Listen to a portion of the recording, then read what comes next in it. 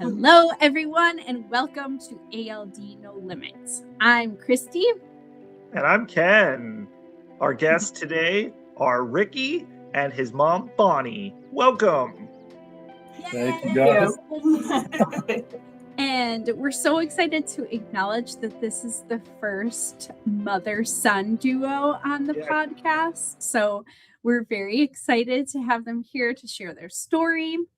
And so first, Bonnie and Ricky, would you all just kick it off by telling us a little bit about yourselves, sort of outside of the realm of ALD? Who are you? Where are you from? What is your family dynamic like? Share a little bit about yourselves. So I'm Ricky Dodd. I'm 37. I have a 13-year-old son, a 3-year-old daughter, and a 1.5-year-old daughter. We live just outside of Harrisburg, Pennsylvania. I've been working in a warehouse for the last 15 years now and enjoy being outside, hunting, fishing, gardening, and of course working out. I still try to do that every day. And I live a couple hours further north from Ricky. I used to live in the same area for like 35 years, and this is where we raised our family. But then my husband had to retire at 56, a mandatory retirement for air traffic controlling. So we ended up moving up to Hazleton, to a community that has a golf course, 18-hole and 9-hole, and they have an indoor pool. And so we thought it was a good place to retire. It wasn't too far away from the kids and the grandkids, but it would keep us active. So we moved there about 4 years ago. And what else am I supposed to be saying? Oh, I have his 3 kids are my grandkids, Gunnar, Avery, and Eva. And then I have two more.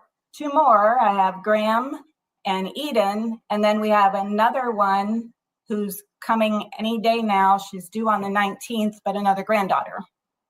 So I have Ricky and 2 daughters. Okay. Yep. Nice. And they must keep you super busy, your grandkids. That's so Very fun. It's a fun season. So why don't you share with us a little bit about your ALD journey and tell us how you found out about ALD, what it looked like for you, and how it affects you and your family. So I guess my journey started knowing what I know now. It started much earlier than I thought it did. But I would say early 30s, I started having issues like going downstairs. My legs were more shaky going down the stairs. And at that point, I was a volunteer firefighter. So I was trying to rush out of the house to go to fire calls and climb up and down ladders while I was there. And everything just felt shakier. Then I was trying to become a paid firefighter. So I started trying to get back into shape with running, which that's when I realized that I couldn't even really jog for more than like 3 strides before my legs would get out of sync. So I went to my doctor, and my family doctor has known me since I was probably around 10. And I've always been a bigger, stronger kid the whole way through my childhood growing up. But I went to him and said, my legs are kind of a little weak and shaky. And I think it's just that I've been out of the gym, and maybe I attribute it to that, that I just wasn't doing strength training. And he looked at me and said, Ricky, that's not normal for someone your age. So he scheduled a whole bunch of different tests. So I was, I think they looked into MS and Lyme's disease and a whole bunch of other things. I got set up with a neurologist at the time, and that appointment was, I think, about 6 months out. So it took a while to get in there.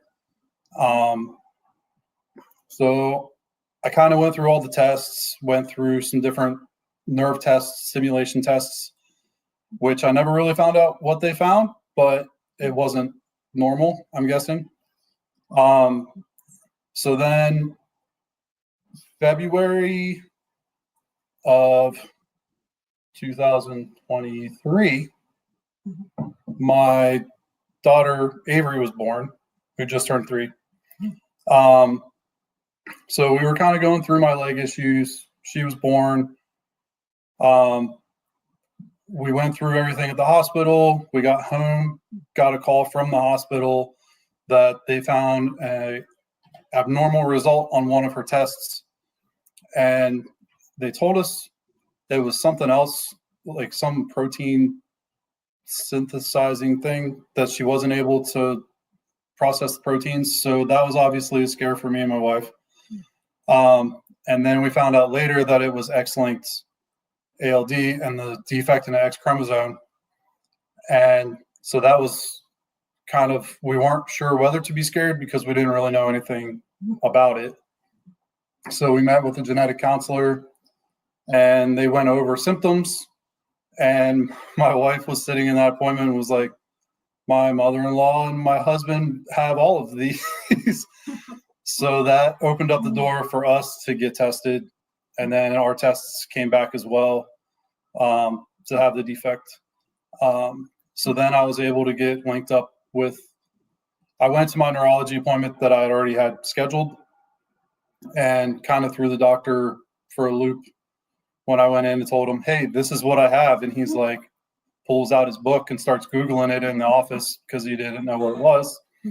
But then I got linked into Kennedy Krieger and got hooked up with doctors down there and started going through all the appointments that kept racking up after that.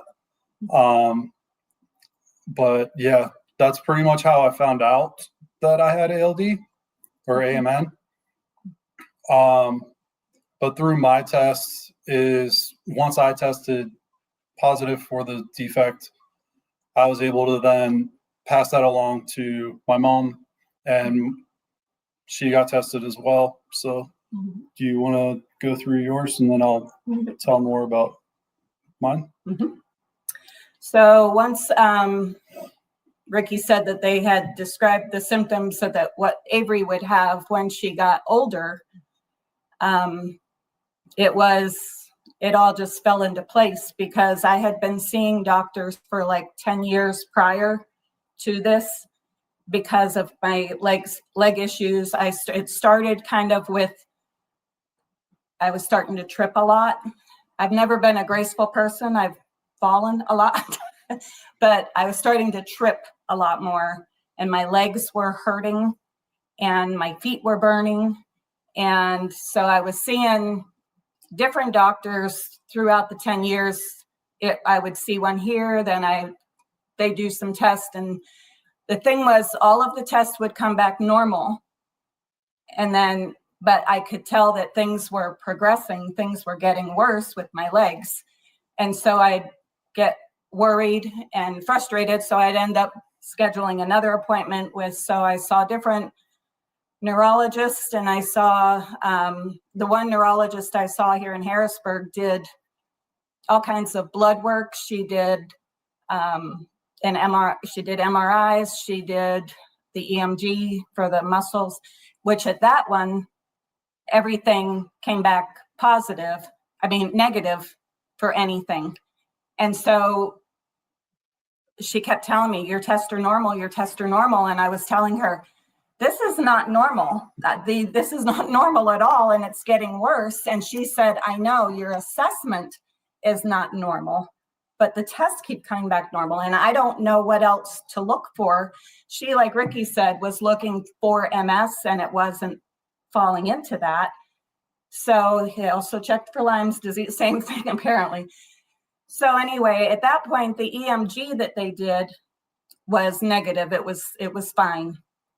But when I saw a neurologist maybe 5 years later, and he ordered another EMG, that one at that point was not normal. Then it was starting to show up. Things were not what they should be. But yeah, when it was frustrating seeing all the doctors and not finding answers. And I could see that things were progressing. And I'm well, till I figure out what it is, where am I going to be? I'm having trouble walking, you know? So then Ricky started having trouble with his legs, and it was getting more concerning than wondering, you know, what it was. So when we finally got the diagnosis through Avery, it said she was our little messenger, our little missing puzzle piece that God sent down to us. And just when we found out what it was and found out they don't have a cure for it or anything, there was still a relief in just at least having a diagnosis and knowing, okay, they're working on it, and they're, you know, knowing that there's other people out there who have it, and just having at least do physical therapy, keep active, you know, whatever you can. At least I had something to work with better than before. But yeah. So I was just going to say, what an incredible diagnostic journey that you each have been on. And how frustrating is that to not have answers and have tests and blood work. And it just took such a long time. And amazing that newborn screening, right, told you, you know, was the message that you received, like you said, through your baby girl Eva. That's just another benefit of newborn screening, you know. I'm such a big newborn screening proponent. So that is another, you know, story to add to the books about why it's so important. So thank you for sharing that. I do want to add that Ricky's two sisters also got tested for the DNA testing, and thank God both of them were negative for it. They both have kids as well, so that was a relief. So it's just you, Ricky. Just you. At least you have each other. You're the special one. That's what I say too. I'm like, hey, I'm the best looking, I'm the funniest, I'm the smartest, and I have ALD. You know, we definitely learned a lot about genes and how they're passed along and all of that through this too. So it's been an interesting journey. But yeah, so I guess where I left off was once I got diagnosed, then I started going to physical therapy. And it was kind of, for me, it was a little bit more scary, I think, being 33, 34 years old and going to physical therapy. And basically, they told me that there really isn't a cure. So we're going to do half of your physical therapy is going to be to maintain the strength and mobility that you have. And the other half, we're going to teach you adaptive therapy and how to walk with a cane and a wheelchair and a walker and like learn how to use these tools because eventually you're going to need them is what they were basically telling me. So I went through physical therapy, learned a few different exercises, and then I got a suspension trainer. I guess it's like a TRX strap thing that you can adjust angles, and they had it in physical therapy. So I was like, if I get one of these from my home, I can do these exercises at home and do my own stuff. So I kept trying to do that. And basically, as the exercises would get easier, I would try to find out ways to make them harder. And then I got set up with my endocrinologist as well in Hershey. and didn't realize that that was also a symptom. But I got tested for adrenal insufficiency and came back that, again, I was way off the charts with all of those numbers. So they got me on my medication and stuff for that.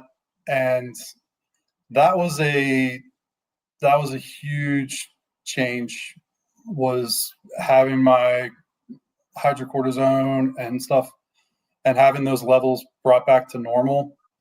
I was always tired and thought I was just like that I was not sleeping well, or I was trying all kinds of different stuff, like taking melatonin drinks to try to get deeper sleep, and still wake up feeling groggy and just not hungry. But then once I started those, I told my endocrinologist too, it was like within probably 3 or 4 days, like I felt like a completely different person. But yeah, so I got all of that straightened out as well.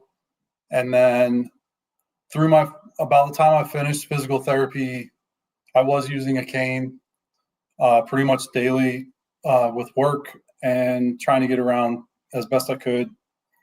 And then as I found ways to continue to strengthen my muscles, especially my legs, I was able to start to not use the cane all the time. So I just kept doing the TRX exercises, eventually switched over to machines and free weights, which is what I'm doing now. And I found out that pretty much through the movements that I do for exercises, I don't think that necessarily, like, I still have a lot of loss of feeling in my feet and my legs. So the sensatory where I am in the world and like how my balance is still kind of rough. But I think the exercises and moving my body with extra weight has kind of taught my body how to adapt and figure out how to balance without the sensation that I might have normally from my feet and my legs as well. But it's been still up and down with that as well, where I've had several, I think they were adrenal crisis type things, where I would catch a bug and then end up in the hospital. And then laying in a hospital bed for days, and then come back and it's like, okay, now I got to start with my first exercises that I was doing in physical therapy and build everything back up again. But I want to kind of go back just a wee little bit. Like, I think when you said about physical therapy, on how, they're showing you, okay, wheelchairs, canes, walkers, like, I feel like it starts to get into a mental, like, mindset thing. Like, yes. What were you thinking? Were you seem like a strong dude who's just, you're just going to go, whatever comes at you, you're going to take it. But what were your feelings like? So when I first got diagnosed, I actually had a friend of mine ask me, he asked me, like, I think it's kind of the simplest question, but it's also the one that means the most, is he was like, so what are you going to do? And it seems like a very simple question. And I gave him a really simple answer, was I can either give up or I can keep going. Yeah. And I was like, I'm not going to give up. So I kind of took that out right from the get-go. But it was definitely, there were a lot of times that it was very hard coming from my past. So I played sports growing up. Mm-hmm. I served in the military. I deployed to Afghanistan. Like, I did all of these things that many people do. And then early 30s, now I'm like walking into work, struggling with a cane just to get to my desk so that I can do my job. And it just kept feeling like it was getting worse and worse. And it was kind of like, I didn't know,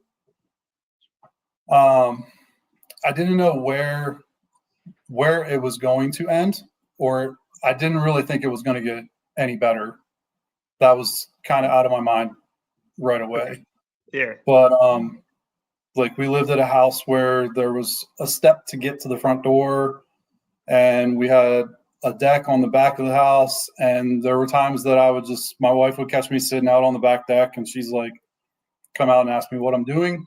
And I would just look out at the mountain and be like, just trying to figure out what side of the deck I'm going to put a ramp on.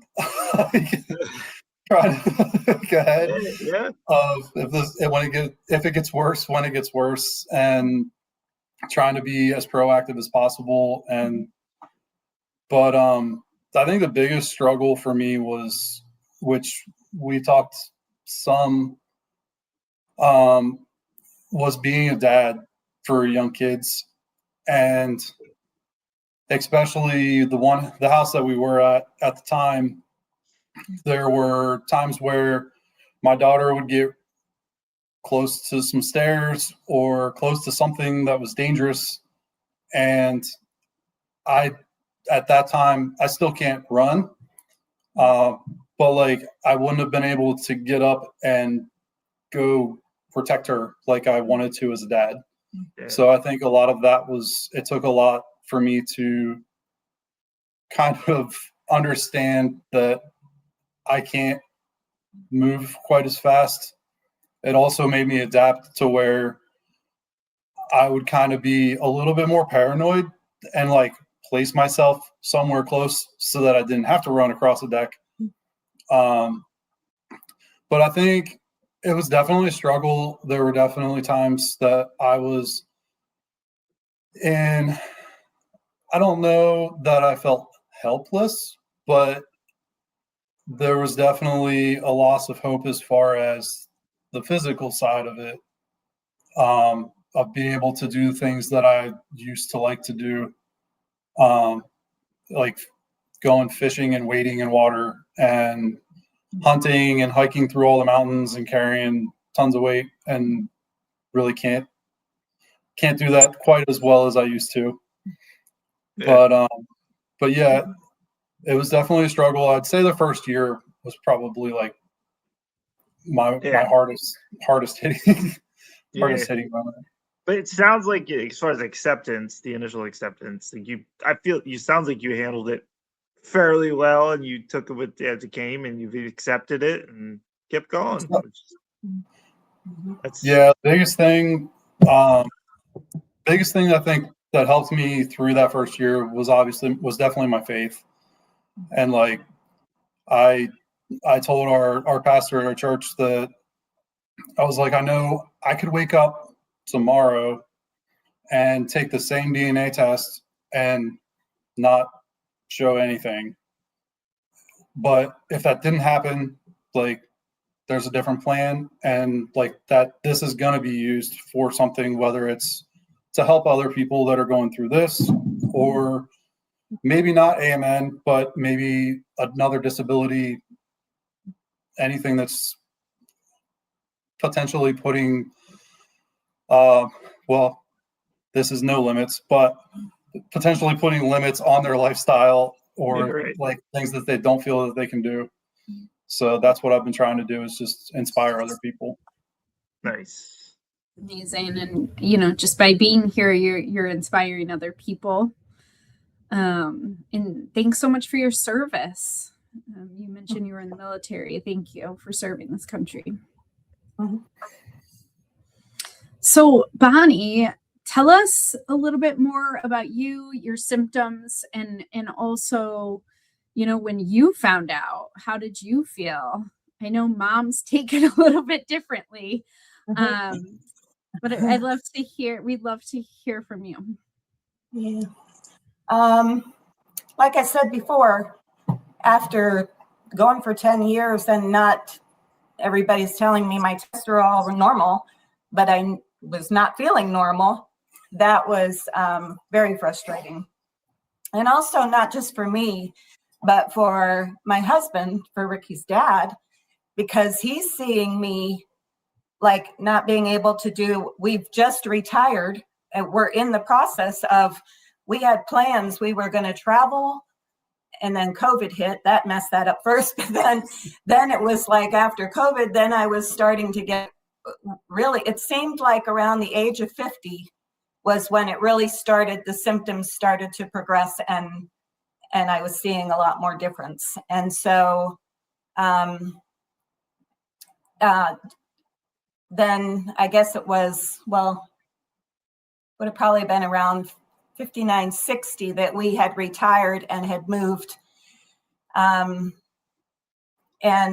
we were, at that point, I was able to get out and go for walks. I was looking forward to being able to get out, and we had a place where we could walk and not worry about traffic, you know, coming too close to you and everything. And then maybe I got a year in, and then I wasn't able to walk like I could when we first moved there.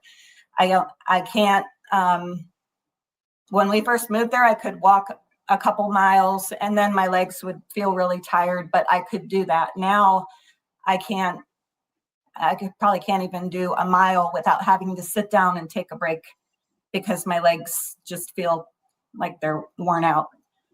But I forget where we were going. So I don't know. I think when we got the diagnosis with Avery, like I said, I was thankful to know what it was. And then when Avery, sorry, I think I said Eva before. Eva's our youngest. Yeah. Eva's the youngest. Well, Okay. Yeah. But you found out with Avery, the 3-year-old. Yeah. Okay. Sorry. But yeah, so when we found out with her being born and her newborn screening, that was, I went to get the genetic testing done. And when I was talking to the genetic counselor, she was saying about with the symptoms and stuff that I had and everything. And she said, I'm going to be really surprised if this comes back negative, because she said that you just have way too many of the symptoms. And then she said, and then like we were talking about who in my family, did I have a history? Did I know of anyone else in my family, my parents or anybody? And I don't know of anyone else. I don't know of a family history of anyone walking the way that I do. And so she ended up, I don't know if she just didn't want me to feel guilty, but she ended up looking at me and she said, this is not your fault. You can't blame yourself for this. This is not your fault. And I said, I know. I said, I'm not going to go there. It's not going to help anything. I can't change anything. And it's, again, like Ricky said, we have our faith in God, and we know that if he brought us here, there's a reason. And so I agree with him that when I talk to friends about it and they'll ask how you're doing, and I'll say, it's a good day, it's a bad day, but you know, God will do with it what he wants to do with it. You know, we just we have faith that he has a purpose for it all. So I think that's brought us through probably the biggest part of dealing with it, is knowing there's a purpose. You know, it's not just something bad we got stuck with. So. That's a really inspiring mindset to have, because, you know, it can go in any number of directions, really, when people find out the guilt, you know, all sorts of feelings. So clearly you talked about your faith, you have each other, which is so nice.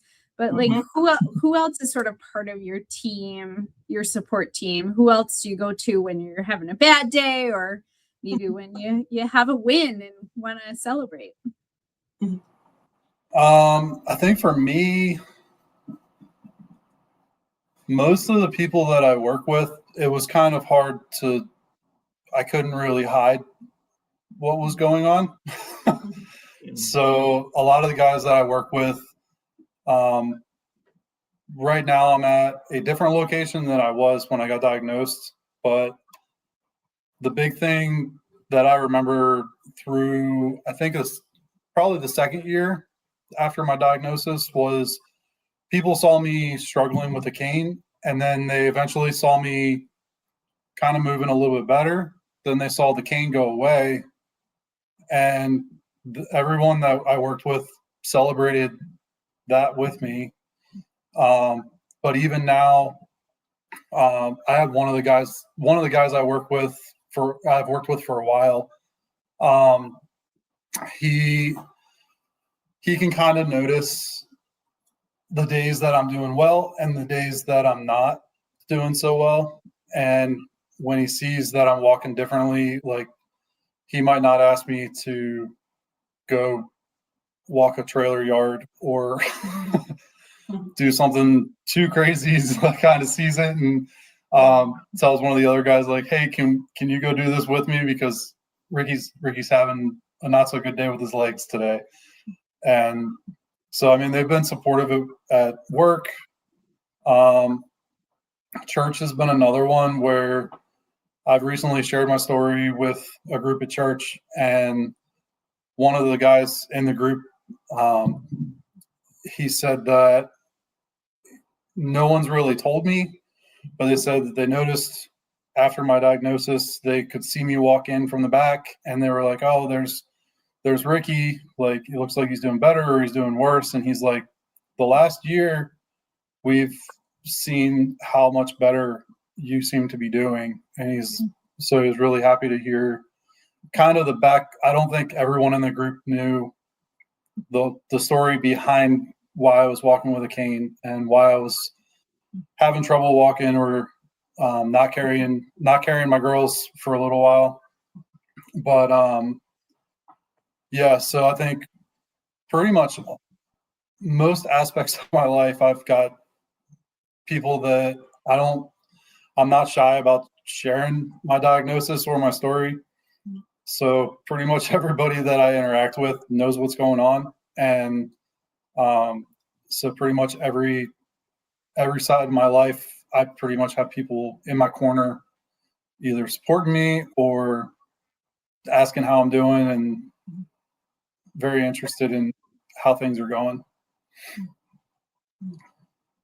For you, Bonnie? No, with mine, I would say my biggest support, besides God, would be my husband next. He's recently wanted, where we live, they can go skiing, and he's been talking about that he wants to learn to ski, and he's 63. And I said, this isn't a good time to learn to ski. And he's got a couple friends who are saying, well, we'll show you. And I'm standing behind him like, no. And then I finally had to just get like in his face and say, you cannot ski because I need you. I hold his arm when I'm walking to keep steady, to keep my balance. And I said, I need you. I can't have you on crutches or not even, I said, you need to be able to walk. So he is definitely my support for being steady, but he's also such a big emotional support. He's just been there with me, like I said, seeing me decline, and has just continued to love me as much as he did before. It hasn't changed his love. If anything, he's loved me more. So he's just an amazing man. Besides him, we have our church family as well. Very supportive people. Like Ricky said, you have friends who know you well enough that they can look at you and say, how are you doing today, with like a positive look. And then there's other days where they look at you and say, how are you doing today? Like they can see in your face that it's a good day, it's not a good day. And so that's just, I'm very thankful for friends who are up close and personal enough like that to be able to see without you having to always pour everything out. You know, they can just tell. And very supportive people. They're always encouraging me on to, you know, keep on exercising and doing the things that I'm doing to keep active. And then I have, since we moved up to the community, I started golfing, which I've never been a person to do any kind of sports. So it's pretty exciting. But it's also been a very good sport because it gets me outside to get the fresh air and the sunshine. But it also gives me enough activity to get some steps in, but then I can get back into the cart, get a little break to get to the next hole. And it's just enough to be able to get out and do that. So it's kept me active that if I didn't have that, I'm not really sure what I would be doing as far as walking, because I can't, like I said, I can't walk very far without having to sit down and take a break. And, you know, there's not always somewhere to do that. So, but. And just so I don't leave her out, my wife is definitely my most support. But yeah, she's been with me through all of it. I mean, basically, I got diagnosed less than a year after we got married. So like a lot of the plans that we had, just like my parents with their just retiring and then getting all of this, it was kind of the same thing with me and my wife. Was like we had all these big plans when we got married, and less than a year later was when we got this diagnosis, and it was like kind of life slammed on the brakes on us and we had to adjust. But she's been there. She's been when I didn't think of, I don't have anybody else to turn to. Like she's the one person that I can always count on to. She's been a big, big blessing. Yep. For me as a mother-in-law, because I know I've seen her take care of him and look out for him. And so big blessing. That's wonderful.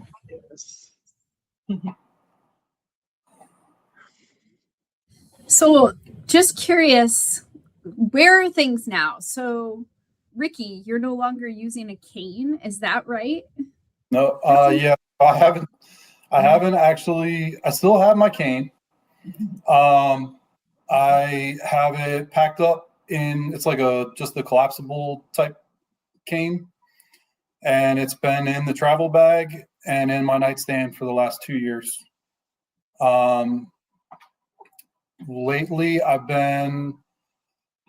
so I have a full gym at the house now with the 2 girls. That's definitely helped because me and my wife we're both very active, and it helps to have stuff to do that at home so that if we lay the girls down for a nap, we can squeeze in a quick workout instead of driving somewhere to go do that. But I'd say probably the last month and a half or so, I've been working out, weight training, and cardio, which looks a little different with cardio now. But about 5 to 6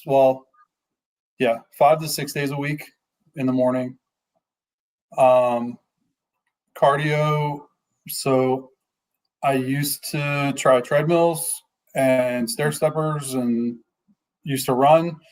Now pretty much all my cardio is done on a stationary bike.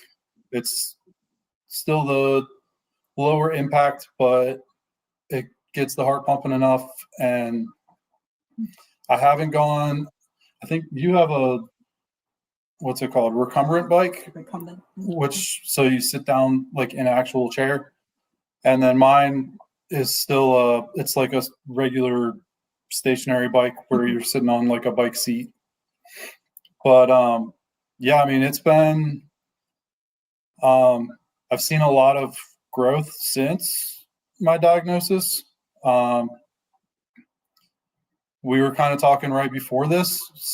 I wasn't trying to do my workout before we got into this. But so I was diagnosed, and I think I weighed around 185 or 190 pounds.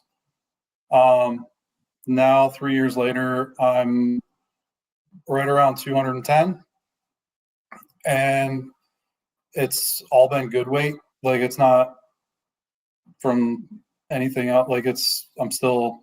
It's muscle. Is that what you're saying? Lean. Yeah, pretty lean. But like, I've been figuring out different ways to push myself, and I think during the panel that you had talked about earlier, I brought up progressive overload, which I've tried to figure out ways to do that safely, because obviously with AMN, one of the big things that physical therapy told me was you can do free weights, but if you hurt yourself, you're not going to be able to come back as easily as you would if you were completely healthy. So when it comes to, I think the one big one was squats. So instead of doing heavy weight on barbell squats like I normally would have, I started doing a different method called belt squats, which is where you strap a belt around your waist and hook in to a cable at your feet. And then that way, if your legs do fail, you don't have a ton of weight on your shoulders that's also going to come down on top of you. Just trying to figure out ways to lessen the risk, but still be able to continually add weight and continue to gain strength. And so it helps with creativity for sure. Like, there's definitely I mean, it sounds like you've learned a bit from physical therapy, but also are sort of creating your own workouts for yourself. Is that right? Yeah. So I've been a gym rat like my entire life. It was definitely, I think that was one of the big things that I struggled with, was like, before my diagnosis, I'd say my mid-20s was where I was my strongest. So I was around 205, and I was squatting close to 465 pounds. And now when I do barbell squats, I think the most I've hit recently has been like 180. Today I pushed a little harder with the belt squats, and I was able to get 240 for 12 reps. But yeah, but it's been just trying to look for different ways. And then the new thing that's kind of come up for me recently, because I've upped intensity in my workouts, is that now I'm trying to figure out, so if you do an intensive workout, normally it would trigger your body's stress response and your cortisol levels would go up. With adrenal insufficiency, that doesn't happen. So I have to watch for signs, which I've learned through the last couple of years, what signs to look for. But if I push myself too hard, there are times that, like, I might have to take an extra stress dose if I push myself too hard, just to keep my body from declining really quick because of the adrenal insufficiency now. But I feel like that's a good problem to have if I can push my body to that point. So, but yeah, it's been really good the last couple of years, just being able to kind of get back to where I was, where I can go into the gym and I can push pretty hard and see new muscle growth and see the changes that I want to see and be able to focus on different parts. And then I know for my mom, with the workouts and different things that I've found. I've also gone up to their place too and kind of showed her new exercises to try, and kind of, I was like sort of acting like her personal trainer, I guess, as far as teaching her. Awesome. Well, I was like wondering when you're going to start, a video subscription. Like, how can listeners learn something, Yeah. I don't know. Just putting a bug in your ear there. It's a good bug. Because it's like in ways you're beating AMN. You're going like this, and it sounds like I'd say you're on the upper end of it. So yeah, keep going. That's awesome. Awesome. Yeah, that's what they told me. My last appointment, we were talking about Kennedy Krieger, and I think it was Dr. Fine down at Kennedy Krieger. She had told me when I went in, she's like, I don't know what you're doing, but it seems like every year that you come in here, you're better than you were last year. So awesome. Hell yeah. Incredible. And so glad to hear that you're going to an ALD specialist, right? Are you participating in the yearly MRI program? Are you getting a yearly MRI? Yep. Do my yearly MRI. It was, I think the first couple of years, it was a little frustrating because you kind of have to have the MRI done before you go down for the visit, usually. And it seemed like the frustrating side was that it seemed like my MRI was always scheduled too close to my appointment. And then there was multiple moving, trying to get things lined up. And so that's where my yearly appointment down at Kennedy Krieger, it's kind of gotten pushed a week or two later and later every year because of just trying to get in for the MRI to have everything available when we get there. But yeah, I mean, they've been very helpful. I do the natural history study as well, which that's been, I don't know, like if I've gotten better with those, or if I'm hoping that it's helping. Pretty much all of the stuff that is available, I try to volunteer for any of the studies that I possibly can, because for me, I see that like my goal is that by the time that, before it used to be by the time that my daughters would see symptoms, I would hope that like we've had enough information that there's something there to help them. I've changed that to, I would like it to be where by the time that they're old enough that they're deciding whether or not to have kids, because they're going to have the 50-50 chance to pass it along, that's not even a factor that they have to consider. So like that's where anything that pretty much any study that I can possibly contribute to, like I want to be giving whatever data I can to help with all of that. So awesome. And Bonnie, do you see an ALD specialist? What is your program?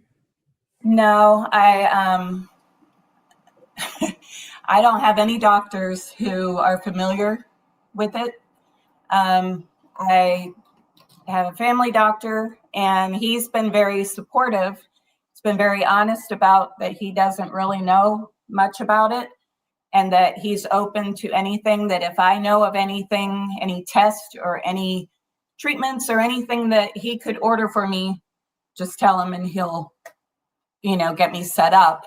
But he's not familiar with it. And then I just recently had in December, which I would like to share about because I've gotten onto the Women with Symptoms monthly thing that they have. Yeah.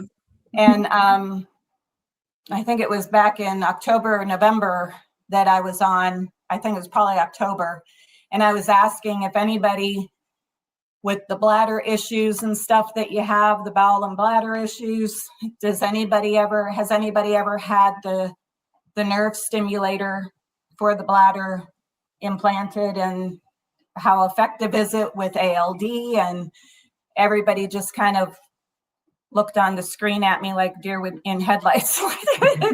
Like, no, we don't even really know what you're talking about. And so then the one lady that was leading it said, when you get this done, you need to come back on and tell us how it is. So I need to do that. I haven't done it yet, but I had it done in December, and it was effective, not taking me back to normal, but it has been helpful in the symptoms. So it's very happy. What is that procedure again? It's the Axonics nerve stimulator is the one that I got. And it's for the bladder, but it also helps the bowel if you have problems there too. And I had to go through a week of a trial period to see if it was going to work before they would do the implant. And that first week, within a day, I could feel a difference. And then the next week, I ended up getting the implant done, and I'm doing great. It has been awesome. Very helpful with those symptoms. Yeah, I would recommend it. Thank you for sharing. This is going to go viral. Okay. This will go viral. Anything that helps anybody, or we'll try anything. So you tried it and it worked. So that's, Yes. I was very pleased with it. Any side effects or anything? Not really. No, it's been it built up really quick. Within a month, I had a follow-up with my doctor. And the incision, it's just a very small incision. And I've got little dot things where the wires go through.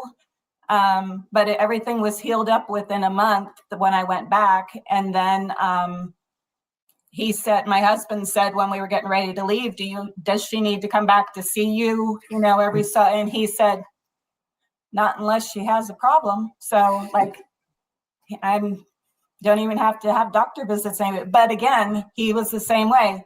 When I said, do you know anything about ALD? Will this help me? When he was talking about the surgery.